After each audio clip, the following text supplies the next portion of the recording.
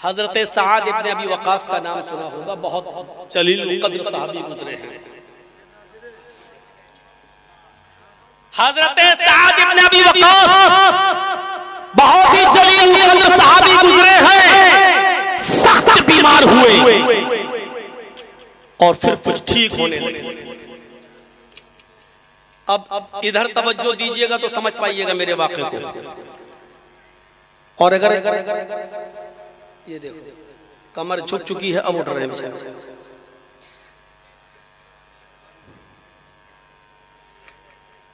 अल्लाह के रसूल सल्लल्लाहु अलैहि वसल्लम को पता चला कि साद इब्ने वक़ास बीमार हैं, तो उनके घर गए अयादत करने। बहुत सवाब है बीमार की अयादत करने का। कोई सुबह किसी मरीज की अयादत के लिए जाए तो शाम तक 70,000 फरिश्ते उसके लिए दुआ करते हैं। कोई शाम को मरीज की अयादत करने के लिए जाए तो सुबह तक फरिश्ते 70,000 फरिश्ते उसके लिए दुआ करते रहते हैं। मरीज की अयादत किया करो, उसको सब्र की तलकीन किया करो। और जब किसी मरीज को देखने जाओ तो खाली हाथ मत जाया करो, कुछ फल फ्रूट लेकर जाया करो। तीमारदारी करो तो कुछ लेके जाया करो। अल्लाह के नबी सल्लल्लाहु अलैहि वसल्लम साद इब्ने अबी वक़ास के पास बैठ गए। साद इब्ने अबी वक़ास कहते हैं कि अल्लाह के नबी, अच्छा हुआ कि आप मेरे घर तशरीफ ले आए। अब मैं कुछ सही होने लगा, मेरी तबीयत में कुछ इफाका हो गया। आपने कहा इंशाअल्लाह बहुत जल्दी सही हो जाओ। कहा अल्लाह के नबी सिर्फ मेरी एक ही बेटी है। अब जो चीज बताई जा रही है गौर से सुनिएगा कुरसैल वालों, डिस्ट्रिक्ट कटिहार के अतराफ से आने वालों गौर से सुनिएगा। आय अल्लाह के रसूल मेरी एक ही बेटी है और अल्लाह ने मुझे जमीनों जायदाद का मालिक बनाया है। कई बाग हैं मेरे, कई जमीनें हैं मेरी, कई मकान हैं मेरे, और एक ही बेटी है मेरी। आज मैं चाहता हूं कि मैं अपनी जिंदगी में अपने सारे माल की वसीयत कर दूं। हदीस के अल्फाज बुखारी के, आज मेरा दिल चाहता है कि मैं अपने सारे माल की वसीयत कर दूं, सबका सब माल अल्लाह की राह में खैरात कर दूं।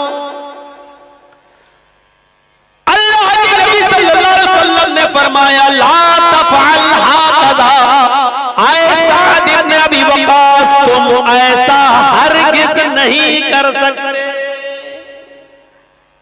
साद इब्ने अबी वक़ास किस चीज में अपना माल खर्च कर रहे हैं? अल्लाह की राह में। और अल्लाह के नबी क्या कह रहे हैं? साद तुम ऐसा नहीं कर सकते। यहां तो अपनी बेटियों का हक मारे बैठे हैं लोग, अपनी बेटियों का हक मारे बैठे हैं।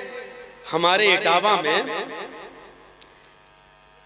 रमजान के महीने में जब मैं वुजू बना रहा था मस्जिद में, तो एक लड़का मेरे पास आया। उसकी बहन हमसे पहले ही मसला पूछ चुकी थी, बहुत पहले, तो हमें मालूम था उसके बारे में। तो वो वहां बैठकर हमसे कहने लगा मौलाना एक मसला बताइए। मैंने कहा जी बोलो क्या बात? कहा हम जो कुल्ला कर रहे हैं, रोजे की हालत में कुल्ला करते हैं, कुल्ला करते हैं तो जबान में थोड़ा पानी रह जाता है, हर आदमी की बात है। जब कुल्ला करेगा तो जबान में पानी तो कुछ चिपक ही जाएगा ना।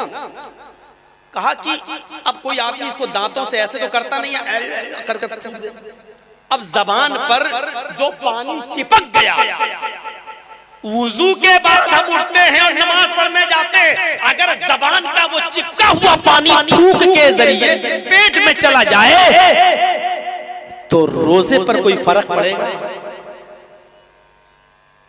मैंने कहा बेटा आज जुमेरात है। कहने लगा ठीक जी। मैंने कहा कल जुमे का खुतबा मैं इसी टॉपिक पे दूंगा, तुम सुन लेना।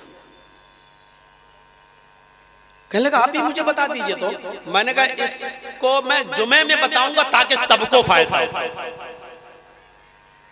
वो सिर्फ वो था और मैं था।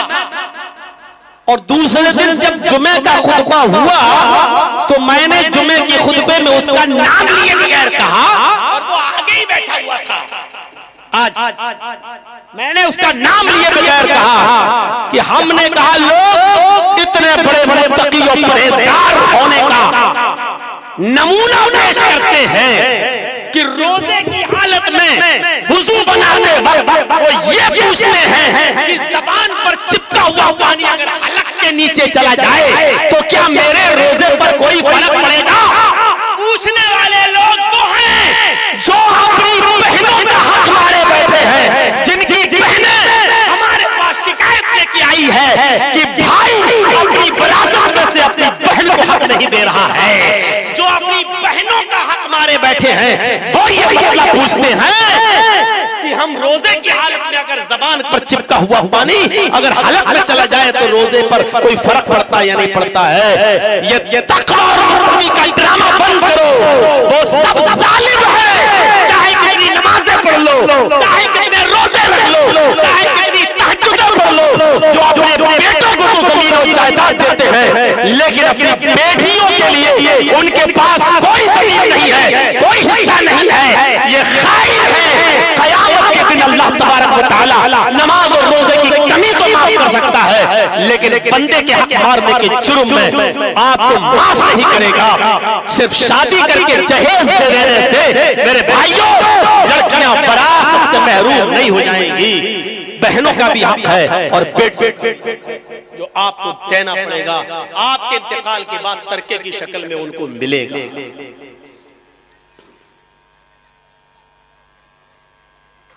आ गए मस्जिद में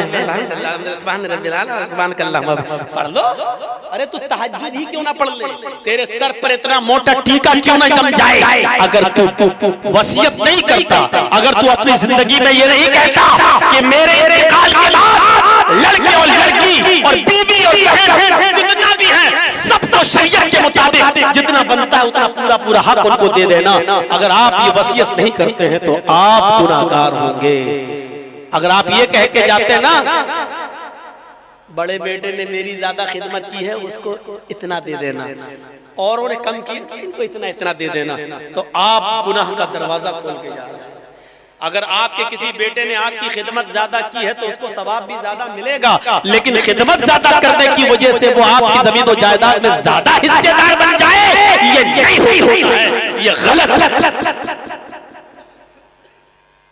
अल्लाह के नबी ने साद इब्न अबी वक़ास से कहा, साद तुम सारे के सारे माल की वसीयत नहीं कर सकते, इसको न तो सारा का सारा माल मस्जिद में दे सकते हो, न मदरसों में, न गरीबों में, न मिस्कीनों में, तुम ऐसा हरगिज नहीं कर सकते। हजरत साद इब्न अबी वक़ास कहते हैं, ऐ अल्लाह के नबी तब हम 2/3 माल की वसीयत कर देते हैं। 2/3 यानी हमारी जो वरासत, जो जमीन और जायदाद, जो जमीन है, जो मकान है, हम उसके 3 हिस्से कर देते हैं और 2 हिस्से खैरात कर देते हैं, सदका कर देते हैं, अल्लाह की राह में निकालने की वसीयत कर देते हैं। 3 हिस्से करके 2 हिस्से। क्या 2/3 की 2/3 की मैं वसीयत कर दूं? अल्लाह के नबी ने फरमाया ला तफअल, आए साद तुम 2/3 की भी वसीयत नहीं कर सकते, ये तुम्हारे लिए गलत है। तुम अपनी विरासत में से, अपनी मिल्कियत में से 3 हिस्सों में से 2 हिस्से की भी वसीयत नहीं कर सकते। हजरत साद इब्न अबी वक़ास कहते हैं, बुखारी शरीफ की रिवायत, अल्लाह के नबी तब हम आधा कर देते, आधे को हम छोड़ देते हैं और आधा माल हम वसीयत कर देते हैं कि अल्लाह की राह में खैरात, अल्लाह की राह में सदका है। अल्लाह के नबी फरमाते हैं, ऐसा तुम आधा माल भी अल्लाह की राह में नहीं निकाल सकते। हमारी कहा कि तुम नहीं निकाल सकते। तब अल्लाह के नबी से साद इब्न अबी वक़ास ने कहा, अल्लाह के रसूल फिर 1/3 यानी 3 हिस्सों में से क्या 1 हिस्से की भी हम वसीयत नहीं कर सकते हैं? आपने फरमाया हाँ, आए साद 1/3 की तुम वसीयत कर सकते हो, 1/3 की तुम वसीयत कर सकते हो, लेकिन ये भी ज्यादा है, ये भी ज्यादा है। करना तो नहीं चाहिए लेकिन अगर 1/3 की करना चाहो तो कर सकते हो, हालांकि ये भी ज्यादा है। मेरे भाइयों गौर करो कि अपना माल है, आप उसकी मिल्कियत है, आपकी मिल्कियत है, आप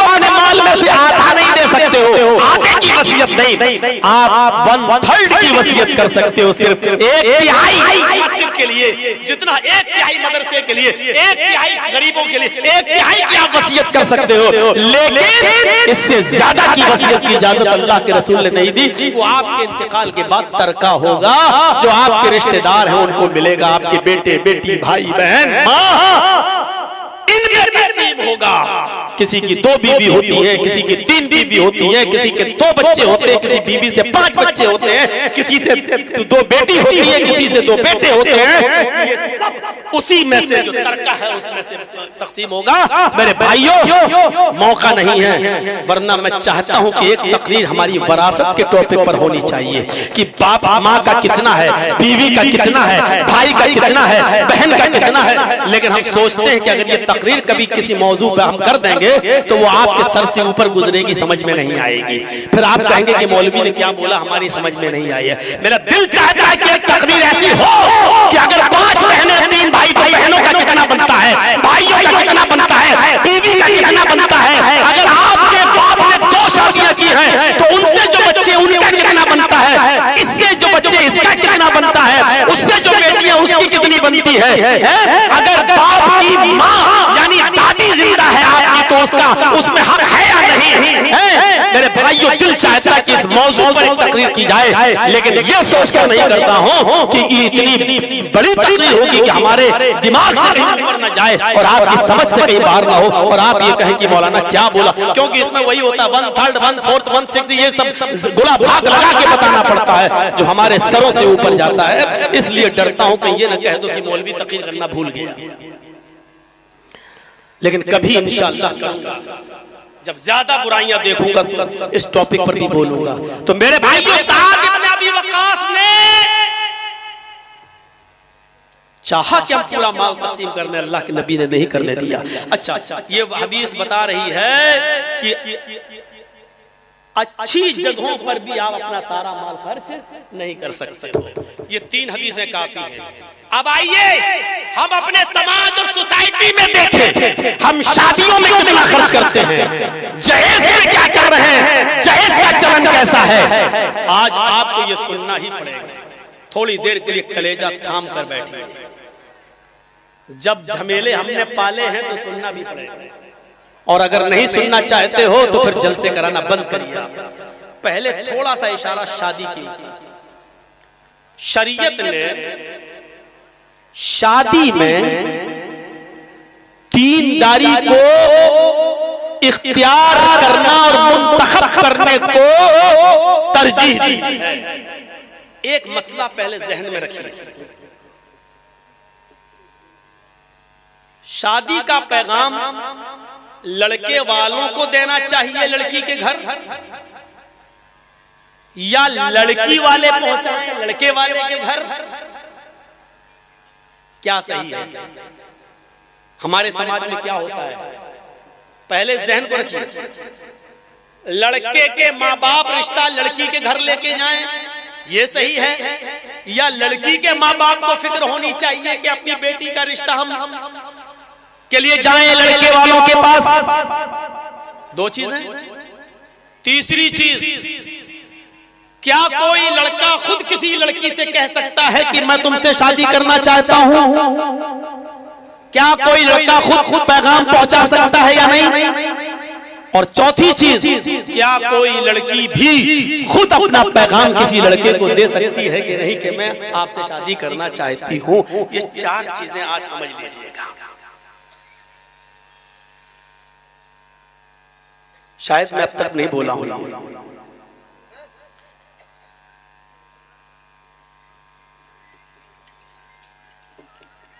अब एक हदीस सुनाने जा रहा हूं, उस हदीस में आपको सारे जवाब मिल जाएंगे। हदीस सुनिए, वाकया है। हजरत उमर फारूक की एक बेटी थी, स्पीड मैंने कम कर दी ताकि आपके समझ में आ जाए। हजरत उमर फारूक की एक बेटी थी जिनका नाम था हफ्सा, और हजरत हफ्सा का निकाह हुआ था हजरत खुनैस इब्ने हुज़ाफा अस्सहमी रज़ियल्लाहु ताला अन्हु से। नाम क्या था उनके शौहर का? खुनैस। हजरत खुनैस इब्ने हुज़ाफा। अब थोड़ी सी तवज्जो आप दे देंगे तो बहुत सी बातें मालूम हो जाएंगी आपको। हजरत खुनैस जंगे बद्र में शरीक थे और जंगे बद्र में नबी का साथ दे रहे थे, उमर फारूक के दामाद। लेकिन उनको कई तीर लग गए थे। हजरत खुनैस काफी जख्मी हो गए थे उस जंग में और उनको जख्मी की हालत में घर पे लाया गया और वो ज्यादा दिन तक उन जख्मों की ताब न ला सके और हजरत खुनैस का उन्हीं जख्मों की वजह से इंतकाल हो गया। अब पूरा वाकया समझ गए होंगे आप। हजरत हफ्सा किसकी बेटी थी? हजरत उमर की। दामाद का नाम क्या था? खुनैस। जंगे बद्र में लड़ रहे थे, जख्मी हो गए, घर में आए, इलाज चला लेकिन जाम पर न हो सके और उसी जख्मों में इंतकाल कर गए। हफ्सा बेवा हो गई। जिस वक्त हजरत हफ्सा बेवा हुई उस वक्त हजरत हफ्सा की उम्र कितनी थी? 21 साल। जितनी बातें मैं बताया हूं अब मैं किसी को खड़ा कर रहा हूं पूछने के लिए कि मैंने क्या बताया है हजरत हफ्सा के ताल्लुक से। देखें, आप गौर से सुन रहे हैं कि आप खड़े होकर अपनी पैंट सीधी कर रहे हैं। पूछने से पहले एक मर्तबा फिर ज़हन में रख लीजिए, हफ्सा उमर की बेटी, दामाद का नाम उमर के खुनैस, जंगे बदर में जख्मी हुए, घर पे आए, जाम पर न हो सके, इंतकाल हो गया, हफ्सा बेवा हो गई। जिस वक्त हफ्सा बेवा हुई उनके शौहर खुनैस इब्ने हुज़ाफा का इंतकाल हुआ। उस वक्त हफ्सा की उम्र कितनी थी? 21 साल। दामाद के इंतकाल के बाद अपनी जवान बेटी 21 साला बेटी हफ्सा की फिक्र हजरत उमर फारूक को होने लगी। अल्लाह, मेरी बेटी अभी जवान है, मात्र 21 साल की, और मेरे दामाद खुनैस का इंतकाल हो गया है, अब क्या होना चाहिए? हफ्सा ने इद्दत गुजारी। हजरत उमर फारूक को अपनी बेटी की शादी की फिक्र हुई तो हजरत उमर अपनी बेटी की शादी के लिए रिश्ता कहां लेके गए? आज इसी वाक़े में आपको बहुत कुछ, एक ही हदीस सुनाऊंगा ये वाक़या, और इसी में आपको बहुत से मसले मिल जाएंगे। हजरत उमर फारूक अपनी बेटी के लिए सबसे पहले रिश्ता लेकर गए हजरत उस्मान के पास। आपको मालूम होगा फारूक से नीचे थे अबू बकर, उमर मकाम में बड़े थे, उमर दूसरे नंबर पे थे, तीसरे नंबर पे उस्मान और चौथे नंबर पर अली। तो उस्मान का मकाम और मर्तबा हजरत उमर से बहरहाल नीचा था, छोटा था। लेकिन हजरत उमर फारूक ने ये नहीं सोचा कि मैं अपने से छोटे इंसान के पास जाऊंगा तो मेरी इज्जत में कमी आ जाएगी। आज सारा झगड़ा तो नाक का है ना। अच्छा, मैं तो दौलतमंद, मैं तो पैसे वाला और मैं अपनी बेटी का रिश्ता उसके पास लेके जाऊंगा? नहीं, वो खुद आए, उस लड़के का बाप आए। नहीं, ये नाक के मसले तो तोड़ दिया हजरत उमर ने। अपनी बेटी हफ्सा के लिए रिश्ता लेकर कहां गए? हजरत उस्मान गनी के पास, जो मकाम मर्तबे में उनसे नीचा दर्जा रखते थे। उनसे फरमाया, आए उस्मान, तुम तो जानते ही हो कि मेरी बेटी हफ्सा बेवा हो गई, खुनैस का इंतकाल हो गया, मेरी बेटी अभी जवान है और मैं चाहता हूं कि मैं अपनी बेटी का निकाह तुमसे कर दूं। इसलिए कि जनाबे मोहम्मद रसूलुल्लाह ने फरमाया, बेटी की शादी के लिए दीनदार रिश्ता तलाश करो। दीनदार रिश्तों की कमी मेरे पास नहीं है, लेकिन दीनदारी देखता थी, इसलिए मैं तुम्हारे पास आया। आए उस्मान, तुम क्या चाहते हो तो गौर कर लो। मैं अपनी बेटी का हाथ तुम्हें देना चाहता हूँ, मैं अपनी बेटी हफ्सा को तुम्हारे निकाह में रखना चाहता हूँ। हजरत उस्मान गनी ने फरमाया, ठीक है, मैं गौर करूंगा। घर जा रहा हूं, राय बनाऊंगा, यानी कुछ लोगों को बिठाऊंगा, सोचता हूं। हजरत उमर फारूक ने कहा ठीक है। कुछ दिनों के बाद हजरत उमर फिर मिले उस्मान गनी से और फरमाया कि आए उस्मान, अब तो कई दिन हो गए, तुम्हारी राय बनी या नहीं? बताओ, तुम्हारे लिए अभी तक मैंने अपनी बेटी के लिए कोई दूसरा रिश्ता नहीं देखा, तुम बताओ तुम्हारी क्या राय है? हजरत उस्मान ने साफ साफ मना कर दिया, आए उमर, राय नहीं हो पा रही है, सब मुत्तफिक नहीं हो पा रहे हैं, इसलिए मैं आपकी बेटी के साथ निकाह नहीं कर सकता। हजरत उमर फारूक ने कहा कोई बात नहीं, राय नहीं हुई कोई, ठीक है चले जाइए।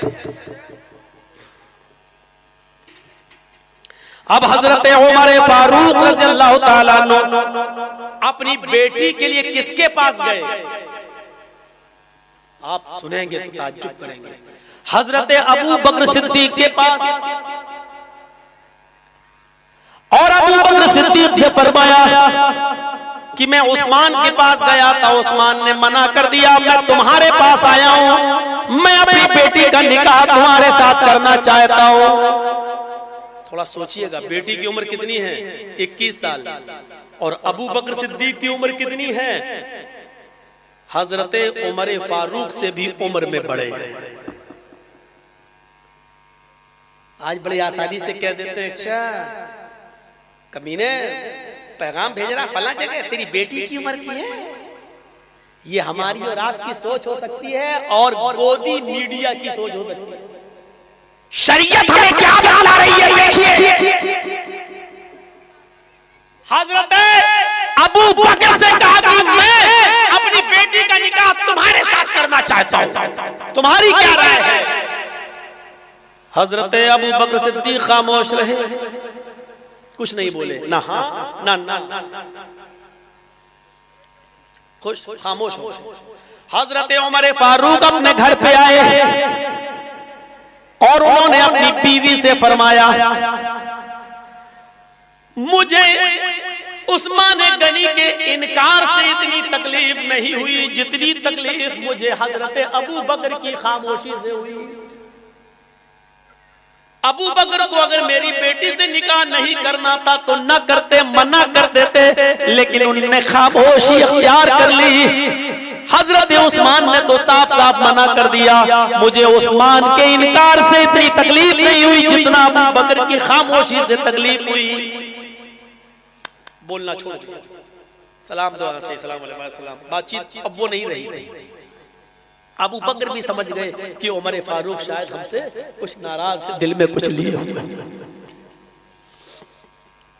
लेकिन अबू बकर भी मजबूर हैं। क्यों खामोश हैं बताने, बाद में पता चलेगा। अभी देखिए, मैंने कहा ना इस हदीस पे बहुत सी चीजें पता चलेंगी।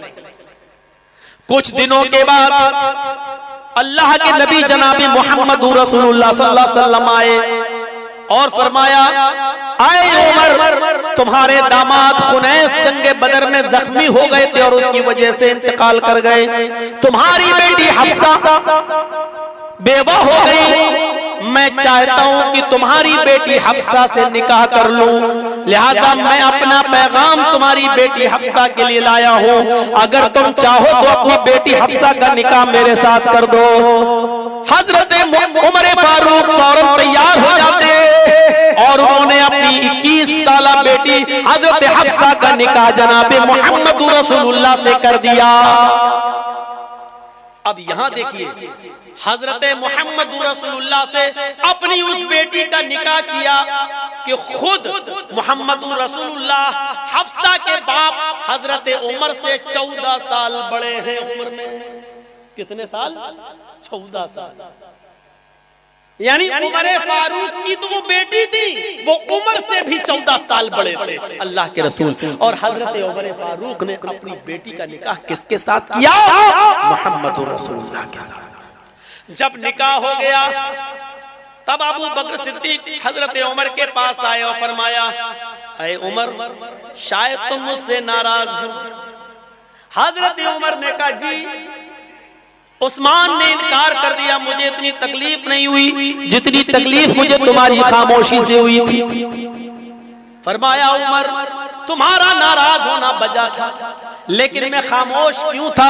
शायद तुम्हें नहीं मालूम, अल्लाह के नबी सल्लल्लाहु अलैहि वसल्लम ने खुनैस के इंतकाल के बाद जब तुम्हारी बेटी इद्दत में थी हफ्सा, उसी वक्त मुझसे जिक्र किया था कि हफ्सा की इद्दत हो जाने दीजिए, तब तक उमर फारूक का भी गम दूर हो जाएगा और हफ्सा का भी गम दूर हो जाएगा। जब हफ्सा की इद्दत खत्म हो जाएगी तो मैं अपना पैगाम हफ्सा के लिए उमर फारूक को दूंगा। अल्लाह के नबी अपने निकाह का इरादा मुझसे कर चुके थे, ये बात नबी की मेरे दिल में राज थी, इसलिए मैं हाँ भी नहीं कह सका कि हाँ मैं निकाह करूंगा, इसलिए कि जिसका इरादा अल्लाह के नबी ने कर लिया हो तो मैं कौन होता हूँ टांग बढ़ाने वाला।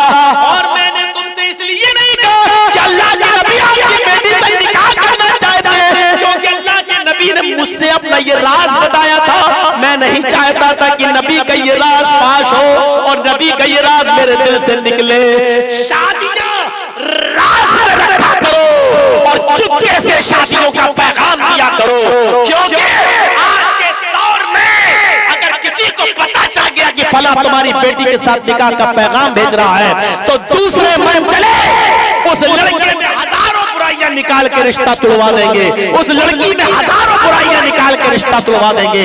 इसलिए अबू बकर सिद्दीक ने नबी अकरम की बात को राज में रखा है। शादी के चर्चे बहुत चुपके से होते हैं, ऐलान आम होता है, निकाह आम तरीके से किया जाता है, लेकिन शादी के रिश्ते चुपके से चलाना चाहिए ताकि आज के जमाने में किसी बदमाश को पता न चले और लड़कियां लड़की में हजारों बुराइयां निकाल के वो रिश्ते को तुड़वा न दें। इस हदीस से पता चला कि लड़की भी, लड़की के बाप भी लड़की के लिए निकाह का पैगाम लड़के वालों को दे सकते हैं, जैसे उमर फारूक ने दिया।